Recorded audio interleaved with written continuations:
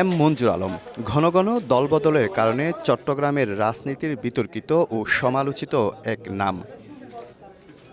২০১০ সালে বিএনপির সমর্থনে মেয়র নির্বাচিত হয়ে বিএনপির চেয়ারপারসনের উপদেষ্টা হন। ২০১৫ সালে সিটি কর্পোরেশন নির্বাচনের ভোটের দিন কারচুপির অভিযোগে ভোট বর্জন করে বিএনপি। এতে ক্ষুব্ধ হয়ে তৎকালীন বিএনপির মেয়র প্রার্থী এম মঞ্জুর আলম দলটির রাজনীতি থেকে সরে দাঁড়িয়ে সক্রিয় হন আওয়ামী লীগের রাজনীতিতে।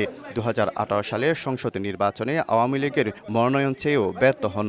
আবার ২০২১ সালে সিটি নির্বাচনেও একই দলের মেয়রের ফর্ম কিনেও মনোনয়ন বঞ্চিত হন। সর্বশেষ ২০২৩ সালে চট্টগ্রাম ১০ আসনে দলের টিকিট না পেয়ে উপনির্বাচনে স্বতন্ত্র প্রার্থী হয়ে হেরে যান তিনি।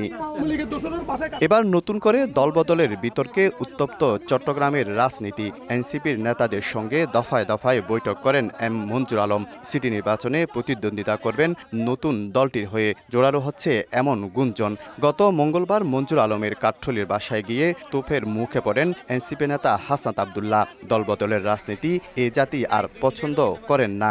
মাসালা, মিল্ক ও পিৎজার সাথে thin and crunchy biscuit fit biscuit, যখন তখন ইটিং, যেখানে সেখানে ফিটিং। হাসনাত আব্দুল্লাহ কিভাবে উনির বাসায় আসে? ওরাই তো চাইনি আওয়ামী লীগ। ২৪শে জুলাইয়ের গণঅভ্যুত্থানের পর এই জিনিস জাতি আশা করে না। বিএনপি নেতারা বলছেন নীতিবদলকারীদের প্রত্যাখ্যান করবে চট্টগ্রামবাসী। তারাই আজকে যারা আওয়ামী লীগের নেতা কিংবা ফেসিবাদের যারা পৃষ্ঠপোষকতা করেছে, আওয়ামী লীগকে যারা পৃষ্ঠপোষকতা করেছে, তাদেরকে এখন পুনর্বাসনের প্রক্রিয়ার সাথে তারা যুক্ত হয়ে গেছে। যারা বারবার দল পরিবর্তন করে, নীতি পরিবর্তন করে, তাদেরকে মানুষ ঘৃণা ভরে প্রত্যাখ্যান করবে। এদিকে নগরীর কাঠঠোলী মঞ্জুর আলমের বাসায় গেলেও প্রবেশের অনুমতি পাওয়া যায়নি। মুঠোফোনে অস্বীকার করেন বিষয়টি। বললো আমি আর দুপুরে আজকে আপনার কাছে আসবো। তারপরে আপনি যখন দুপুরে আসবেন আমার এখানে খাইয়ে যাবেন। এসে আমার সাথে গল্প গুজব করে খাওয়া দাওয়া করে 5:30 চলে গেছে।